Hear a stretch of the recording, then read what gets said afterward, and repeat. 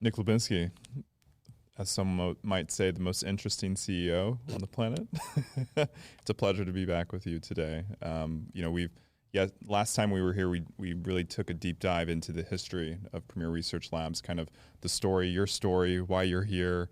We got to talk a little bit about products, and our company is built on changing lives.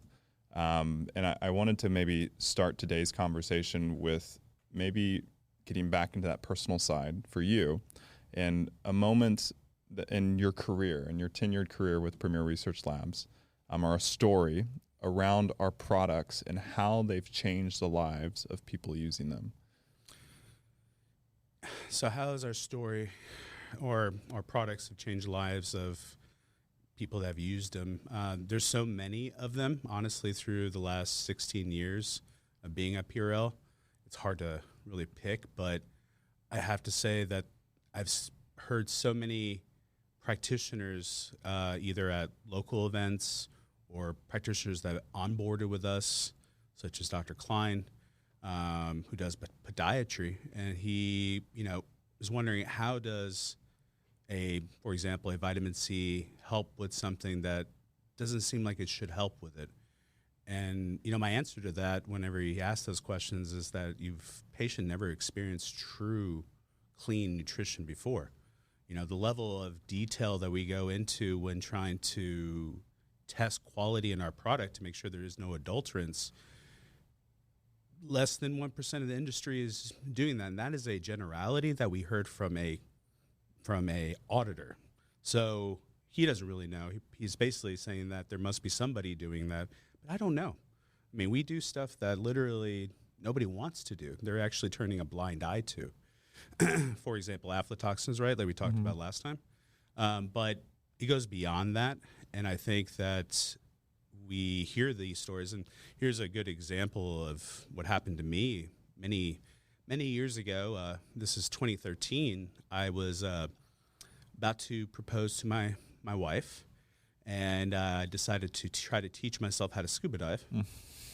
Always had problems with my eardrums, long story, but went through the training, and unfortunately at the very end, I ruptured my eardrum during the training, like the very last test. It was very frustrating.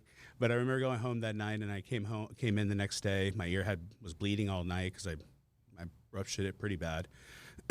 And Dr. Marshall looked, and he goes, he gave me a bottle of DHA, and he goes, I want you to take most of this bottle today, and just take it all. And I was like, what? Yeah. The whole bottle? I was kind of shocked, but I was like, okay. I mean, I know, DHA is great for membrane health, and I definitely ruptured a membrane. And I said, fine, I'll do it. What had happened, which was interesting, I had a follow-up appointment to the ear doctor later that week just to see how my healing was going. And he said he looked in there, and it actually healed too fast. It actually accelerated the healing so fast that he had to go in there and pierce it to get the blood that was caught behind the eardrum. Oh my God. And that's a personal anecdotal, this is something, but the power of whole food nutrition that's at the right potency. And I think what's out there in the industry, and there's good brands out there, don't get me wrong, but there's a lot of, unfortunately, brands that are fly-by-night companies or really taking advantage of the consumer by giving sub-quality stuff. Why? Most of the time it's to put more money in their pocket, right? Hey, if I sold you something that they say it's berberine, but it's actually at 50%, well, I just made a lot more money per pill, even though I'm selling it at the same price point as somebody else that's selling it at 100%. But I think there's a lot of those companies, and we see this with the Amazon effect, right? Where people just kind of throw brands up there. Anybody can start a private label. There's a whole argument in this industry whether there should be more restrictions. You have to submit product, but there's a whole slippery slope there that I think there should be, and I mentioned this before, some kind of accountability, some kind of proof that this is what it's supposed to be, either from a C of A. Don't know if we really need to submit labels, but that all being said, I think that there's been so many stories with practitioners getting healed by our products. And when I say healed, I mean they're supporting something that they've been working on for a while, and our products seem to have helped accelerate it. But was it that? I can't prove that. And I have to make sure it's very clear that this product gives your body the support it needs and a purity that it has not experienced before, because there's very few companies probably out there that are doing what we do to the level we're doing it. And you just haven't had that either from the food you eat, because remember, a lot of the stuff that we test are whole foods, right? I'm buying rosemary, I'm buying cayenne, I'm buying turmeric. It goes into probably the food that you eat somewhere else. And then all the bad stuff, I guarantee you the restaurant's not testing for any of the stuff I'm talking about. And that's something I'm hoping to change through this. And then you'll start seeing healing or support across, across the world, right? What's the hope, right? We want to change lives, not just here, but we got to change lives across everywhere. And hopefully with the increased awareness that we can make that change happen.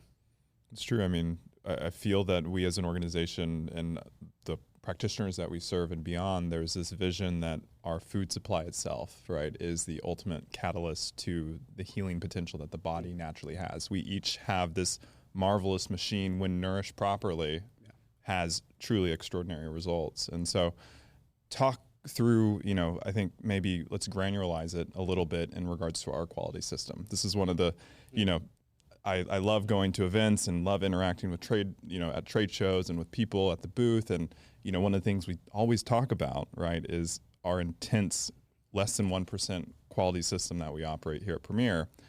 And when I start to get into it, there's so much depth to what that really means. But maybe for today's listeners, let's define, you have a botanical that's coming into our facility. Let's talk about the Premier quality system and talk about, what tests are we running on that and what's different than the rest of the marketplace. Yeah. Well, I want to also start just a little bit farther back and talk about where we came from and where we are today, right? We came from pre-GMPs, where Dr. Marshall was doing his own testing, doing QA, doing quality testing, but outside of a GMP-regulated environment. And so when he came into GMPs, we had to start from the bottom and build a system. Was it perfect when it first came out? Absolutely not. And I have to say that we had auditors come in and they had findings in the very beginning, I'm talking about 2012, 2011, because we were building a system. We learned over time how to make the processes, because there's two things. You can test, which is good. Testing is the one thing nobody's doing. So I have to say that's very, very important. And if you don't test, how do you know? But also the processes for manufacturing, the GMPs, the investigations, things happen, accidents happen. I mentioned previously before about, ground glass being found in product. That wasn't intentional. That was something that fell into a batch probably when it was grinding. It was the inability of the vendor to admit fault and say, we made a mistake. When something like that happens, you do something called a NCMR, non-conforming material report, and you investigate it, figure out why. And if it's something that could be systemic, you turn it into like a CAPA. And this CAPA report is, you do the investigation to try to prevent that from happening again. What are you doing to make sure it doesn't, just repeat itself in the future? A lot of companies don't take that extra step. They find it, they have an issue, they kind of say, okay, it's, here's the problem. I see the problem. This is what I'm going to do to fix it immediately. But they don't take that extra step to say, what are we going to do to fix it in the long run? Would you say that's taking like a scientific method to the manufacturing process itself? Quality, not necessarily quality by design, that's a whole system, but it's definitely building quality into the process to make sure, you can produce things all day long and just fix it and always be reactive. It's about being that proactive aspect of getting ahead to make sure, if you see this problem, what else could happen? And how do you prevent those from happening? All of this costs money, too. From a business standpoint, you want to prevent these actions. So we had to get there. I wanted to say that. It wasn't perfect always. The testing, Dr. Marshall was ahead of his time. The purity, ahead of his time. So many things. But I have to say that we came from a humble beginning of learning, because GMPs were new, trying to understand how to implement everything. And we're still learning. It's a continual process of learning, honestly, of how we can be better. And I always encourage audits from these, third-party agencies, from customers, or anybody that actually has any expertise, because that helps us grow.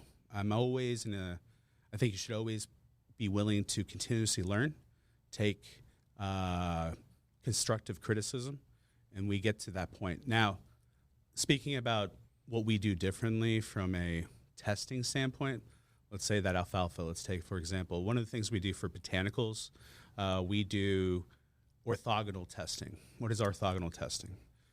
This is taking multiple testing techniques. So, for example, botanicals, alfalfa, we do microscopy and HPTLC. What is that? So HPTLC is high performance thin layer chromatography. This is literally kind of a fingerprint of the plant's active phytochemicals that you pull out with a solvent system. Depending on the solvent system, pulls out different ratios of whatever it is.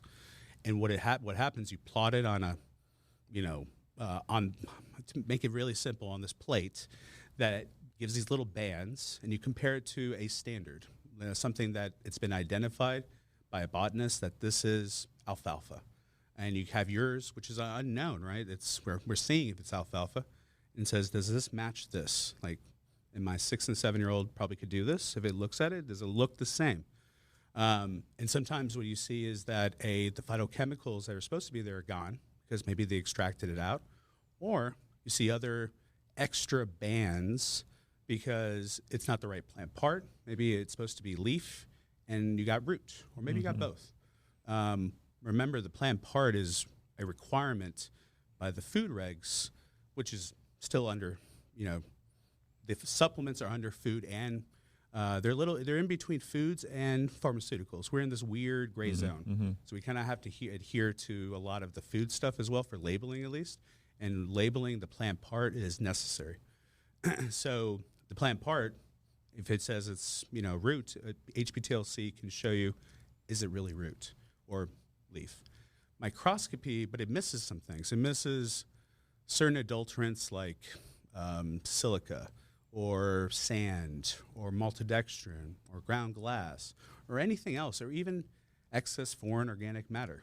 When you made it get alfalfa, and this happened to us, that or rosemary we had that was 70% rosemary, it was 30% other foreign organic matter. What was that other foreign organic matter? We're not going to spend the thousands upon thousands to figure it out. It's not pure, so we rejected that rosemary, right? You wouldn't be able to do that with the HPTLC. There may be a lighter band, but it would pass. So you need kind of this multiple testing techniques of the microscopy, looking at basically the cells, the histological features of the plant to ID it, but also sees other things. And then HPTLC to make sure the phytochemicals there gives you the complete picture of that it's really alfalfa. And that's something for us that catches a lot of the adulteration, because people are usually doing HPTLC. It's very common. FTIR is another type of analysis that's done. It's a spectroscopy that looks at basically the vibrational wavelengths of the plant to give you a idea of what the plant is, but it's not specific enough. It's hard to tell between maybe similar species like HPTLC was. So there's a use of that shouldn't be used in the raw material space, unfortunately, because it's cheap. It takes 30 seconds. There's no solvents. And it's all about cost. I mean, a lot of things, everything I say are the issues here. Everything, actually, if you look at the adulteration, everything goes back to money, literally. And I always said the food industry, supplement industry, are the major cartels, right? But especially food, because everybody has to eat. Right. So, and where the adulteration can happen, when a trend happens, that's where you see issues. But back to this orthogonal, so we do that. Sometimes we'll be doing ash and acid-insoluble ash. What is that? That's basically vaporizing, to keep it simple, the material to see what the organic materials in there. Sorry, excuse me, the non-organic materials, so the minerals. So when you do it initially, you get all the calcium, all the total mineral content in there. There's a certain percentage. If there's a lot of it, maybe they weight it down with some kind of calcium powder to make it heavier. There's adulterations. We've seen that. Yeah. We saw this calcium oxalate due to that was in the Siberian ginseng a long time ago. That was pretty much almost 5% in every barrel. The vendors, they don't know how it got there. It was literally, it had to been blended in because it was almost exact for every barrel. There's no way in nature you see that uniformity at all. It doesn't happen. But, we're the only ones testing for this. I don't know why you're seeing this. That's the answer we get all the time. But that all being said, ash, that's part of that, so that helps me see that issue. And then sometimes we take it another step, basically diluted in sulfuric acid, which then tells me about silica, sand. And we've seen issues like that where it's actually almost a catch net, because what I told you about the microscopy, we're going from 2,000, 3,000 kilos of materials to 25 milligrams. That's a huge reduction to get the sample size. So you can imagine if you're not subsetting properly that you will sometimes miss maybe something, because you take this little piece of it and it was over here, you just miss it because it wasn't mixed properly or something, human error, right? Even from the analysis of the lab. And that happened to us once where everything passed except the acid insoluble ash. And when we looked at it under the microscope, we could see these bright spots. The bright spots usually mean that it's like silica of some sort of sand. So we matched it up on FTR. This is where the appropriate use is of a single unit kind of material. And it matched up to silica, which means that it was sand. And we went back, pulled more sample, and we found the issue, which we had missed it on the first one because of sampling. So it's almost like a catch net, almost. Yeah. So these suite of tests, and that's, this is the basic high level. Some stuff like turmeric, we may do illegal dyes on. We may do specific rotation. And we do a suite of tests rather than just one. And why? Because there is no silver bullet. There's not. Everybody's been looking for it for a very long time. Where's the black box that tells you all the answers, the oracle? It doesn't exist as much as everybody wants, and they hope that maybe their CSI-looking report overcomes the somebody questioning what they're doing. But if you have some kind of background in this, you understand. And that's what I was very blessed to have Dr. Marshall train me up on all this and all the instrumentation. And also, I'm very much a student of James Neil Kababik, who's been trained by the FDA, and he's one of our best minds of the industry. We always try to partner with the best minds across the board, and I'm always learning. And he helped me understand the need for this, especially in this botanical industry. He's been looking at this for 40 plus years. I just, as you go through this, I wish there was a technology where you could literally, scan it with one scanner and it vaporizes it into particles and you see everything, like the polyphenols, the flavonoids, the alkaloids, all these different compounds that make up the true essence of the plant. But we're not there. Yeah. I mean, we're not. Yeah. And, how as there's so many companies out there that probably say they have really good quality. Yeah. But they may be bluffing because they're just running one test. Yeah. They could just be standardized to HPLC for their entire, botanicals. You never know.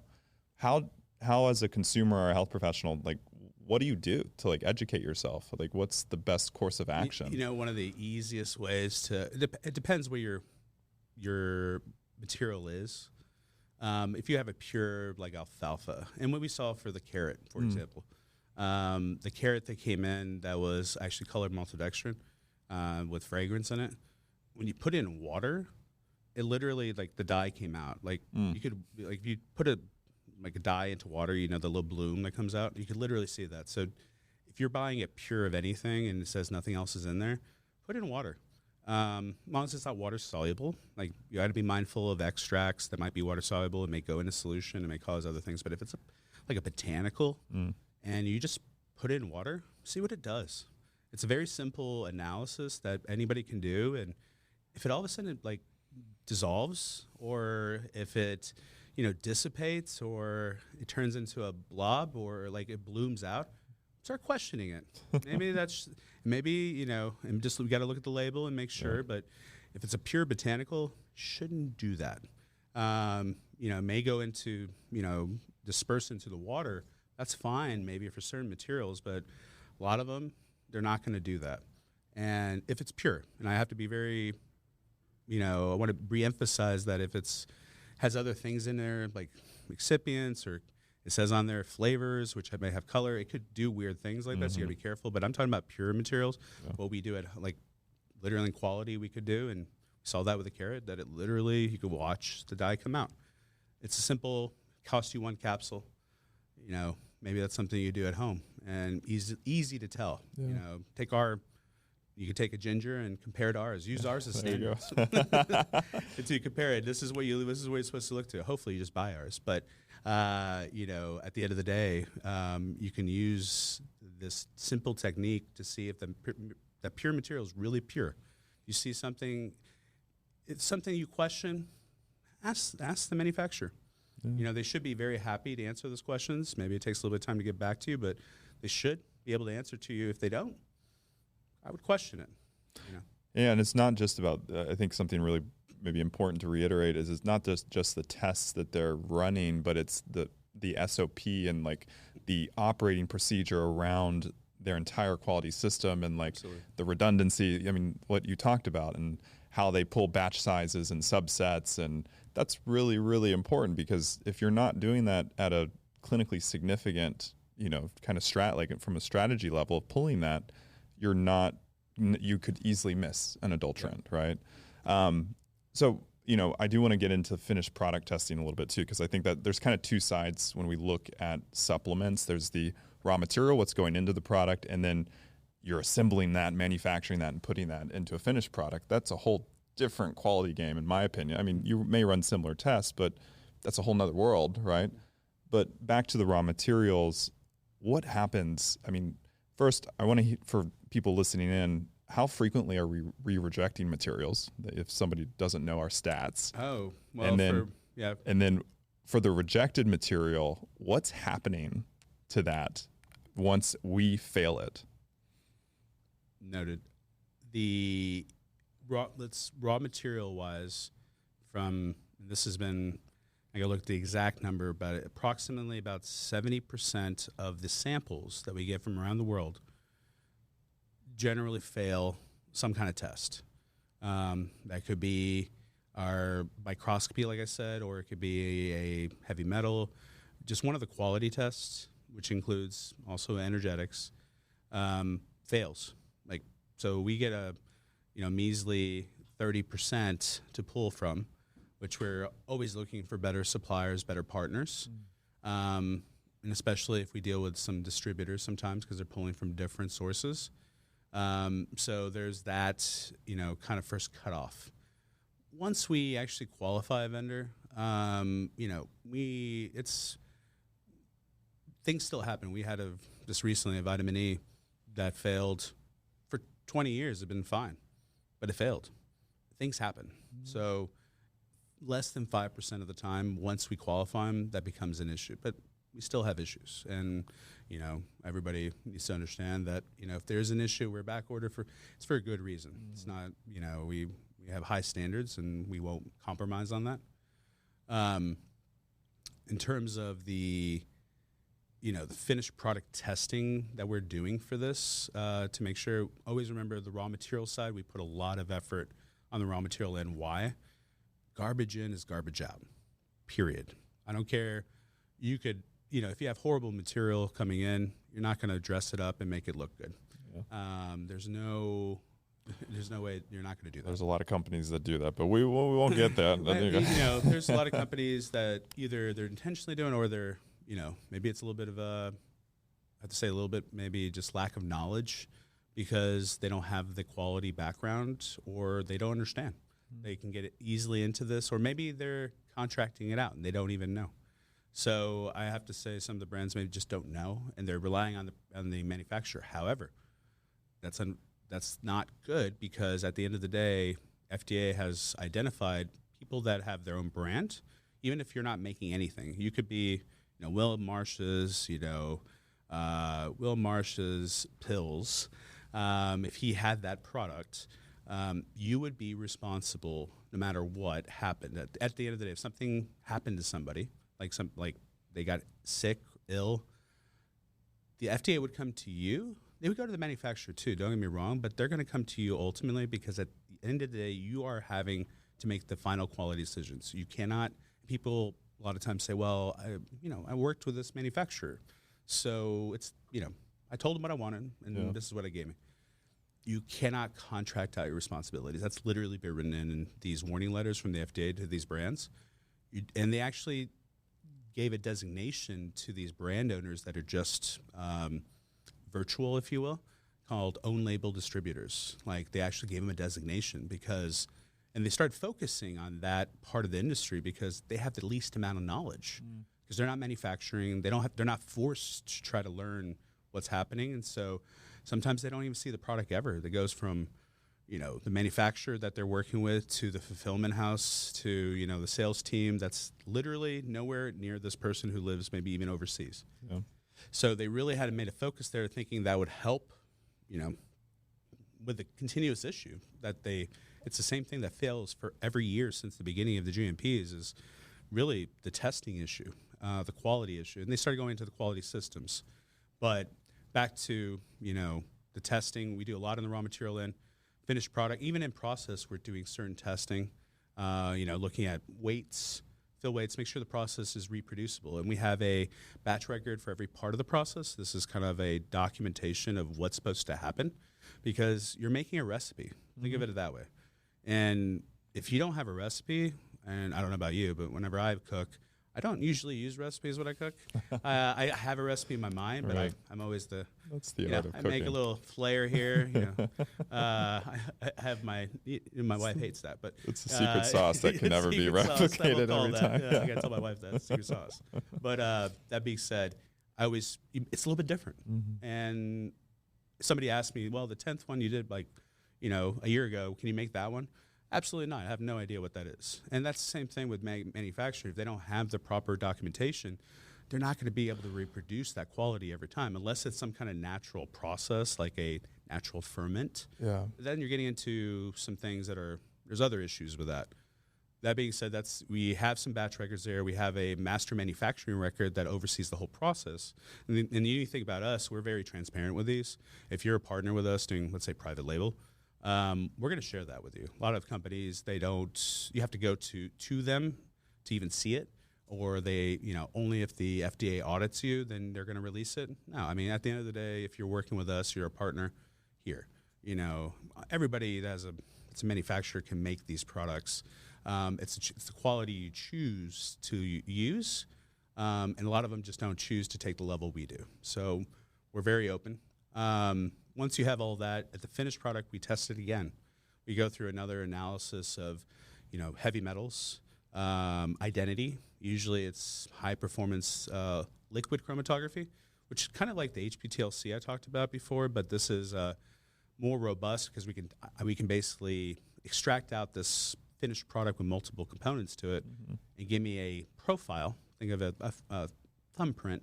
It should be consistent to lot. Now, I got to mention that with natural products, every lot you get in varies a little bit because we're talking about natural substances. Yeah. And especially you work with distributors, right? They may get something from, I'm just making up countries here, Lithuania to Brazil. The profiles will change.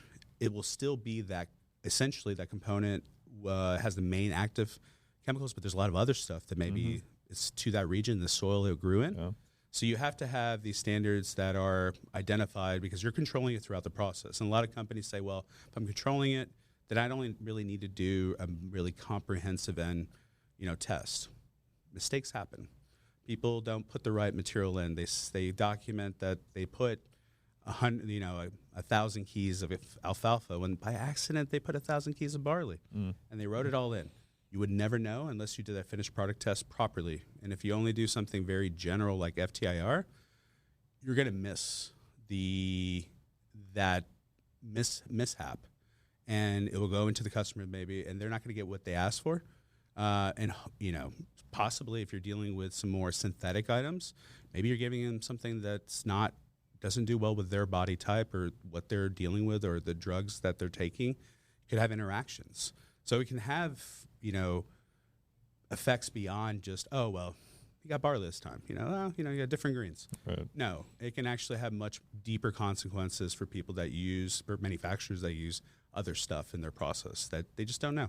2 white powders, they actually put the other white powder in. Who knows what that white powder is? So we do that finished product test. We also do moisture. We take extra steps to make sure the quality is, of course, also visual.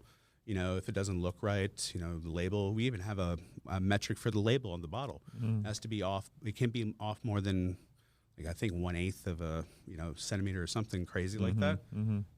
We want that accuracy and the capsule count. Make sure we actually count capsules in the finished product or in process too, to make sure you're getting exactly. We say 60 capsules. You're getting 60 capsules. We just invested over $2 million in new equipment. In fact, the whole facility is new because we wanted the best accuracy, the highest accuracy that we could possibly find. And that's our capsule filling or packaging line is at that accuracy, like at 100%. That's what they claim, 99.9. And not only it's good for business because you don't have to give overages and give people extra capsules because you're worried that's going to be low, but also the customer gets what they're paying for, what they're asking for, because that's what they want, right? There's 3 things that any consumer wants. And the FDA actually identified this. They want to make sure that what you're giving to me is what you say it is, right? And nothing else. You're not giving me, it's supposed to be alfalfa, but you gave me, I don't know, just rice bran and filler. 2, that it's not going to hurt me, whatever you give me. And the third one is if you say that it does something, that there's actually some science behind it. Whatever that is, and you're substantiating that. So to make sure that it is what it is, you need to have these steps in place. And it's what the public wants and what they need. Yeah, so true. We're not just chefing it up in the kitchen every time we make a run. It's like a very rigorous, standardized. It's like baking, but to the most professional degree, right? Absolutely. And there's no baking because we're not heating the botanicals. But we were talking a little bit about our rejection rate. Let's dive into that. Whether it's at the raw material or the finished product stage, what happens when we have something that fails? So we go through the steps that we take when something fails is probably more than anyone that I know of does. And we literally go through a full-blown investigation.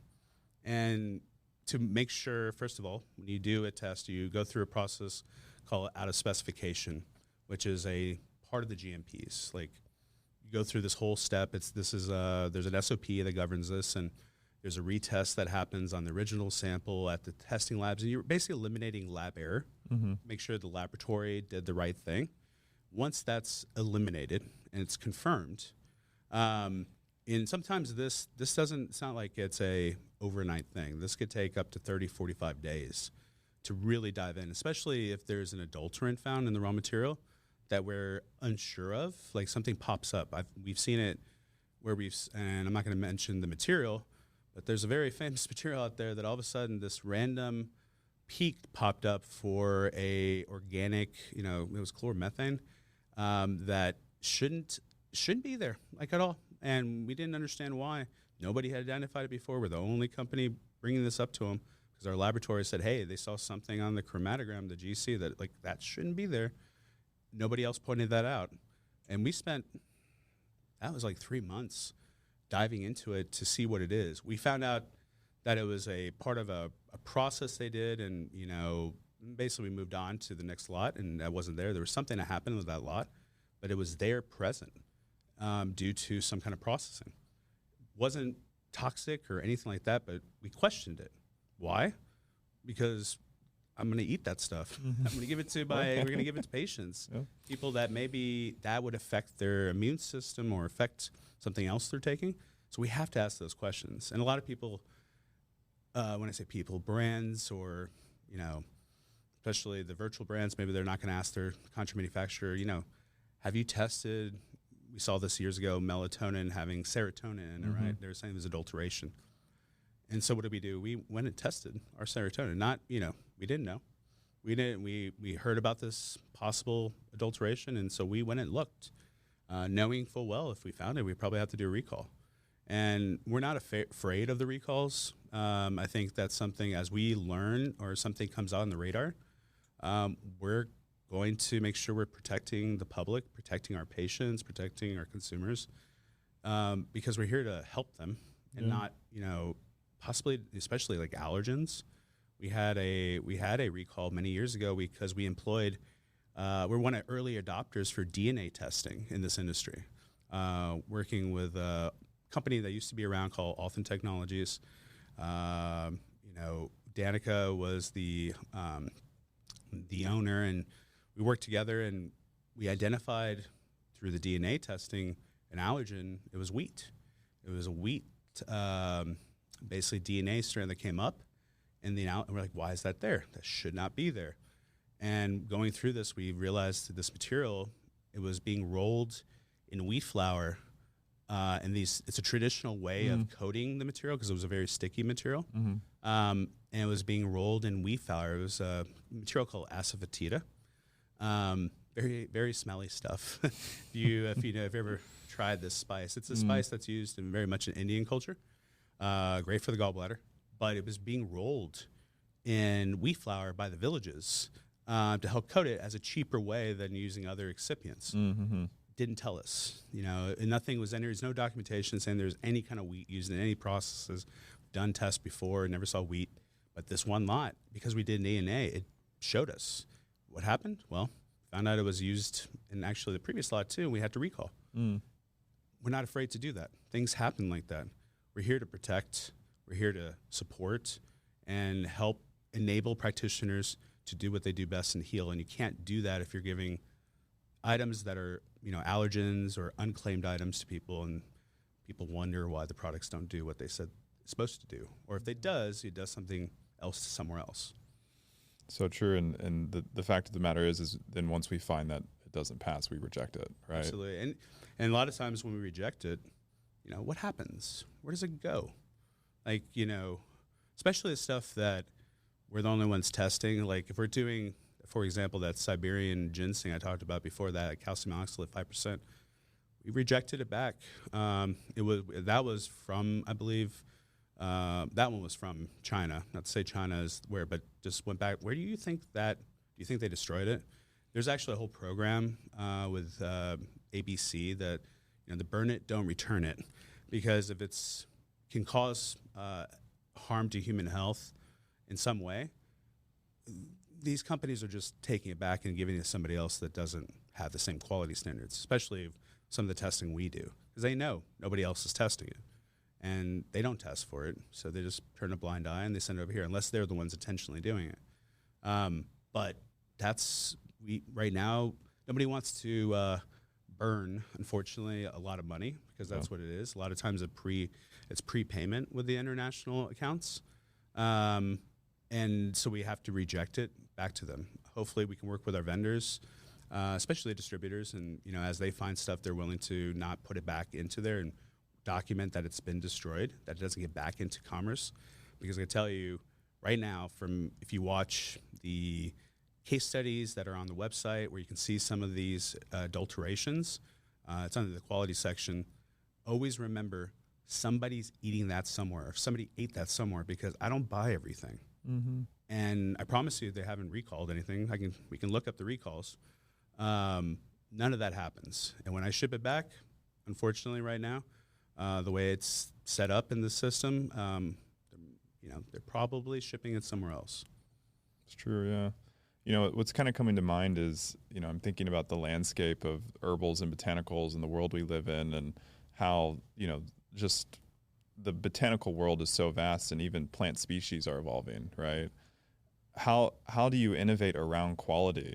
And how do we, what's in your vision, in our vision, maybe for the listeners to maybe conceptualize it, of how we're innovating that quality standard? Because honestly, we can't stay static, with what we're doing. So, as we kind of map our path forward, continuing, because like you said at the very beginning, we had to build this system, and now it's gotten us here, and it's changing lives because of the quality that's into it. But we're still, the cool thing is I see it every day. We're still evolving that quality system. we're always questioning. Yeah. I think that is the number one thing. We don't just not question when something pops up, or as science evolves and quality.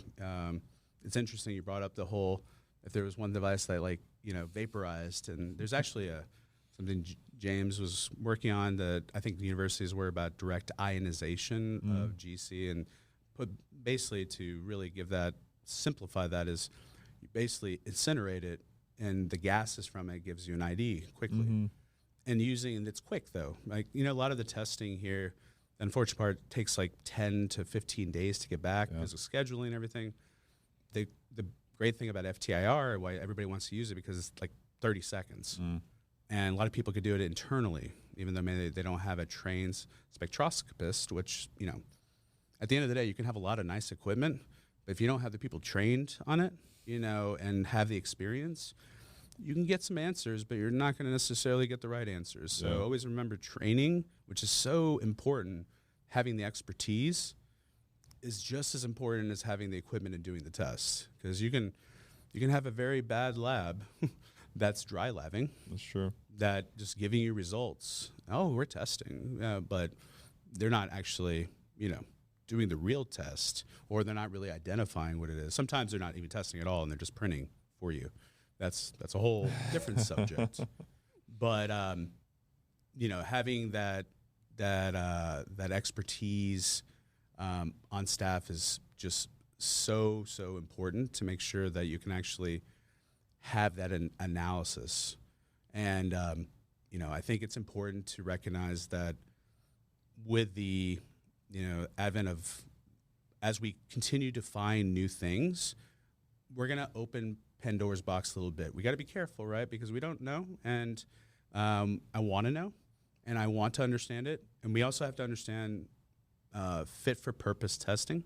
So I can do a lot of tests. I can use all this equipment, do all this test, but does it really answer what I'm trying to ask the question, right? There's a lot of tests out there. Do I do DNA for oils? You can. Maybe there's some evidence that works well, but it's not going to give you the same result of using a botanical that hasn't been refined. Even with whole botanicals, when we did DNA testing, there was a lot of people that would call to ask, okay, you have this TLC, this other test I talked about earlier, HPTLC, you have this, and they say it's this, but the DNA said this. Why? Well, it could be the quality of the DNA, because this material has been treated so much the DNA was broken down, and then you had a little bit of this other stuff, and that's why it showed up. Yeah. And you have to understand that the intricacies of that testing to be able to utilize it to its full potential. But, as new technologies come, as new science evolves, as studies come up, we have to stay ahead of it. And actually, that's the expectation of the FDA. I was told a story before about this company that apparently they had a death due to their supplement. And it was this material that basically had a toxin in it, and somebody died. And the DOJ was, bringing charges against them. And basically the argument from the defense was well, there's only one case of this being identified. It was some weird academic journal that you and I probably don't read all the time. It's literally academia. Yeah. And basically what the FDA said, they don't care. Their expectation is you're staying ahead of what the science says, right? If it's been identified, that is now what you should be testing for, because it could be in your product. Maybe it's only found in one little one, but there's a chance. And if it is, and you get, if it happens to your product, you're liable, period. So they don't care. They don't care how much money it takes. They don't care how many individuals it takes to do that. So myself, our quality team, we try to stay ahead of the curve by, being immersed into not only trade organizations to help stay ahead of that, but, the scientific articles, questioning, trying new technologies, and doing things that nobody else wants to do, because that's how you have extraordinary results. That's how you have to do extraordinary things. You got to take some risk with that, because, opening Pandora's box, I can tell you when we did first aflatoxin, we wanted to shut that real quick, because I was like, oh, yeah, we're back ordering everything. But we worked through it, And there's that. And I think I'm trying to open for everybody Pandora's box so they can ask the right questions. Just ask your even from the food side, ask them, why aren't you testing? Why aren't you testing for this stuff? It's true. I mean, because it's everywhere. It's elevation of how you define integrity in like everything you do. And honestly, it can perhaps drive us all a little stir crazy because we're essentially asking these questions that are so, like, people all the time, vendors, you tell me stories, they're like, why even go there? Yeah. One of the things that I always found really illuminated, like just in regards to how much we've refined our process in the art of making a supplement, right? A lot of people think it's just blending a bunch of powders together. So we do the testing, right? We verify the material, and then I've heard this from practitioners and just other, people that we serve. It's just, oh, you're just blending the material together and then encapsulating it and then finished product testing. There's a whole, we haven't even really explored it yet, but the art of assembling materials together with blending, because there's friction forces and there's all these aspects to the science of making the form, like the bulk powder that goes into a capsule or even gets put into a bulk powder. Yeah. Talk maybe a little bit to illuminate that aspect of our quality system, because it's not just the testing, because I mean, obviously it shows at the finished product stage, right, how you blend it, but maybe illuminate the science behind the blending and the assembling of ingredients, because that also never gets enough attention. Absolutely. And it's not just, we're not just stirring them together in the back office and then putting them in the encapsulator. It's like a mapped process. We try not to do the goulash. Yeah. And, this is what you get. Yeah. Whenever you're dealing with multiple components, you have to worry about, not necessarily, we look at blend uniformity to a level that how you can have a very small amount of material and you're claiming on the label that it's uniform, that each capsule has this much in it. And what are you doing to ensure that it is? And there's aspects of how you blend, the type of blender you have. Like you have a V blender, there's a certain level that you can't, you can't underfill it, meaning that it has to be at a certain level so the mixing does occur. Otherwise, it kind of rotates on itself, and whatever is in those two little spots will just be there. Then you dump it out, and it looks like it's mixed, but it's not really mixed. But also during the encapsulation process, how it flows through that, because we don't use traditional excipients. So, and we have such controls over our humidity. Put a huge system in to make sure we can control it down like to 30% or lower even. So we can actually encapsulate, because it used to be where it was a rainy day, it was harder to run. Now we can have that control through this beautiful system we put in a couple of years ago. But there's aspects over there of how the material behaves in the hopper, where literally you'll see some stuff where it's literally falls in the middle and stays on the sides. And there's a lot of aspects here of the technical part of putting it in a capsule. Is not that simple. Nowadays you could buy this little thing at home where you can fill it yourself, and it's not that easy. You don't just pour it here, wipe it off, and then put the capsule on. You could do that at home. Now tell me that capsule is uniform as this much material and that capsule won't open. You got to get a lock too, right? And so there's definitely a science behind how much you can get in a capsule, changing densities. I think that's one of the biggest issues with this industry is the materials are natural, so the density can change. Now, there's things you could do to process it further to make it where that's not a problem, but we try to stay in the whole food realm, right? And when you try to do that, like a capsule, even a bottle, we've had it where our greens, all of a sudden, looks like it's 3/4 of the way filled, and this density changes on this another, harvest. And now it's overflowing. And so what do? We got to look at changing the bottle, changing the serving size. Because we don't want to change the material by doing some other process like roller compaction or something to make it where it standardizes that, because it could actually hurt the essential components in there, the active phytochemicals, and degrade them. We don't want. We try to keep it not say raw, because they're processed, they're dried, but as close to what Mother Nature gave us initially, right? And that means leaving it in that whole food form. So we modify it minimally, which causes a science there. And then if you don't even use the regular excipients like magnesium stearate or whatever it is, it becomes even harder. And then we use other materials that change naturally. So there's a whole part there that and then there's also the interactions with the formula itself. Like if you had and this is what amazes me, these formulas that have like everything in the kitchens, like everything, like it's like 3 pages long. To say that they don't interact and to test that one product probably would be like $10,000 plus per run. I just have a hard time believing that they validated that material is, actually within spec, and they've done that multiple times to make sure you have reproducibility. Or if it's natural, then you can run it and label it as is, whatever you tested, and put it on the label. But there's interactions. We've had in the R&D lab where actually you make has a natural acid in there, and then there's like a calcium. There's a carbonate, which it's like the volcano you did in school, right? You put vinegar and you put the baking soda in there, and boom, you have this little thing. Well, that can happen in products too. You can have gas buildup and explosions, literally in natural products. Like I'm not talking about anything, and this is just naturally acids that may be in the product that over time with the moisture coming in can happen. We've seen it.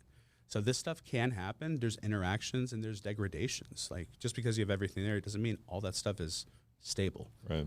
And stability. There's another part. Yeah. Long-term stability. Not only in process stability to, when they release it, it's also once you hit that shelf, how long is it good for? Is it good for a month, 2 months?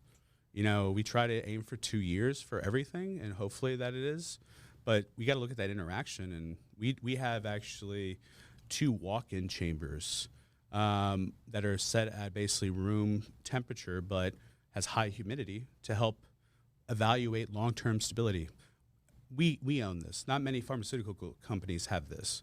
We actually have reach-in accelerated chambers, which we can do estimates, and we're doing kind of the pharma standard. It's not pharma. And why do we do that? Why do we take all those steps? To make sure the product you have is what it says it is, at the claim that it said it is, and that it stays there. So whenever you take that product 6 months from now, it's still that product and not now just, garbage. Because, this issue with the berberines not being pure and, they have this is a great product at the time of you manufacturing it. But what happens is 6 months or a year when that consumer patient actually gets the bottle in their hand? It's true. I mean, this is a really serious subject, but there's a joy in us in just going to this frontier, truthfully, because, the reason I got into nutrition was just it's this marvelous field where you get to understand the world of phytochemicals and how they work in the body and like how they really kind of stimulate or catalyze all these health processes. But those nutrient to nutrient interactions happen in the finished product, and and in the manufacturing process and all these different things, and you have to be measuring what's going on. You have to be looking at it, and I think it just brings me a lot of joy, and I feel like it helps maybe bring some insurance to those listening that we're going to that level and we're looking at that and looking in that direction. So with that being said, I know we could continue going down this rabbit hole of quality, but I wanted to maybe close in talking about finished products. We actually have 4 of them here. They've been with us during this session. And we've talked about a couple on our last, we went through a couple of them, but we have one that is going to be brand new to our audience. It's well known within the industry. But would you like to talk about our Lion's Mane product? So we've had, Lion's Mane has become the medicinal mushroom star of the industry recently because of the properties it have. We've been using Lion's Mane for, 20 plus years. It's been in our coral. Yeah. Calcium magnesium, it's called now, a plus product. This with turkey tails, not really turkey tails, Coriolis versicolor, another medicinal mushroom, and reishi, has been in that product and several other products for a while. It's an amazing immunomodulator, but also in higher dosages can help with the nervous system with protecting the myelin sheath of the nerves, which helps with making sure the transmissions occur. It's great for cognitive function in your brain. but also it's a great immune product too because it has beta glucans. We've had a high potency extract from the fruiting body, which has, I believe it's equivalent to about 71 milligrams. Every 1,000, or basically 1 gram of the extract is equivalent to 71 grams of the dried powder from natural, the fruiting body. So we're giving you a pure material. And this is, not only possibly to take by itself, but to be an adjunct with our couple other products. We have the cognotropic there, which is our nootropic. Taking this one. This one's amazing because this product is one of the best nootropics I have, and it's completely plant-based, 2 clinically studied patent ingredients, Numentics, which is a spearmint extract that has a certain amount of rosmarinic acid, which helps with acetylcholine, basically, I guess, in production, increases in acetylcholine. Also, to add to that, we have natural rosemary. This is the product I was talking about earlier, that we make sure it's pure. It's the herb of remembrance. And why they call it that, because it's really great for memory. Because it helps with that. It really helps with processing speed more than anything. The coffee berry, which is going to be our neurofactor, this one is actually the fruit of the coffee. So coffee is normally it's literally a fruit with a seed inside. The seed is what you drink. And a lot of times people sometimes leave the mucilage on, or they take it off completely, they clean it. That fruit is sometimes discarded a lot of times. But that fruit actually has a lot of properties for brain health. And what they found was actually can increase BDNF, brain-derived neurotrophic factor, which can help with neurogenesis, higher level thinking. It actually helps with your executive function. Pair that with this to help with not only the processing speed, but you're actually protecting myelin sheath. And then if you really want to take it another notch, it's not even shown here, is take our Ceravin 4, which has alpha GPC in it, has rhodiola, and several other, and phosphatidylserine. That is a powerful combination for brain health, one of the best neurotropic stacks I know of. But this is something I think you should be adjuncting with this, or take it by itself every day for immunity and for brain health. It's like it's double whammy, right? Whammy. You get both of them. No, I love it. And we're really, as a company, trying to share the wealth. I think you're going to see a lot more of individual ingredients for practitioners to, maybe somebody needs a little bit more support. Maybe our L-theanine that just came out to add as an adjunct to our Trinquinol, because it does have L-theanine, but sometimes you need a little bit more. Sometimes you need it in the morning to add into there. We're looking at doing straight run powders too, because what I told you about the aflatoxin, I want to share the wealth. We have this very pure material. When you want clean material to cook with, I do. I use mine. I want you to be able to enjoy that too. Yeah. And we're going to, it will be a limited supply because a lot of stuff we don't find a lot of just because of the adulteration, but we're going to share it. And you're going to see a lot of these innovations coming out that are simple, but it will change the purity of what you're eating, period. I think that's so exciting. And I love both of those products. It's kind of working to enrich the environment of the brain, the neuronal network in terms of the efficiency. There's neurogenesis aspects and all sorts of good stuff. And the thing that's most people, I think, maybe to frame neurotropics, a lot of neurotropics like overexcite the brain. It just fires off neuronal transmission and you're just locked in, but then you're burnt out, right? Yeah, there's no caffeine in this. And even though I said the coffee berry fruit, actually we tested it and we test these. It's 2 milligrams of caffeine because naturally the coffee berry has some. Just to give you perspective, decaf is 15 milligrams. So people say they feel something. Well, that's actually the coffee berry working. Yeah. When we first came out with it, even the internal staff was like, whoa, you sure there's no caffeine? Absolutely not. There isn't. In fact, it's pretty much all natural with the coffee berry. It has choline bitartrate as well for structural purposes. So it's an awesome product, very simple, clean. And of course, there's nothing else in there other than that. So if you look at the excipients, there's nothing there. Back to the excipient free. If I was going to start Will's Pills, which I guess we coined it on this podcast, that would be in my stack. We have 2 others. I know we talked about Max B and adaptogen. Is there anything you want to kind of share in addition that you might not have shared on our last episode? Well, I mean, the Max B, that's a staple. this literally is. I take this every morning. This is awesome with our beets. I have to say that you're gonna get multiple. I've not seen another supplement on the market that you get postbiotics, fermentation, and plus you get all the active forms of B vitamins with these end chain forms in there. You get the methyl, adenosyl, and hydroxycobalamin, all the active B forms. The longest blood circulating one, which is hydroxycobalamin, which we actually produce during the fermentation, methyl and adenosyl, which work in different parts of the body. So you get all of that. You get the B2 family. It's not just riboflavin 5-phosphate. It's riboflavin 3,5-phosphate. It's all of them. Same thing with B6. This is a very comprehensive. Plus, you get formal tetrahydrofolate. So people are always looking for 5-methyl tetrahydrofolate, which is absolutely awesome if you have the gene that you have an issue with processing folate.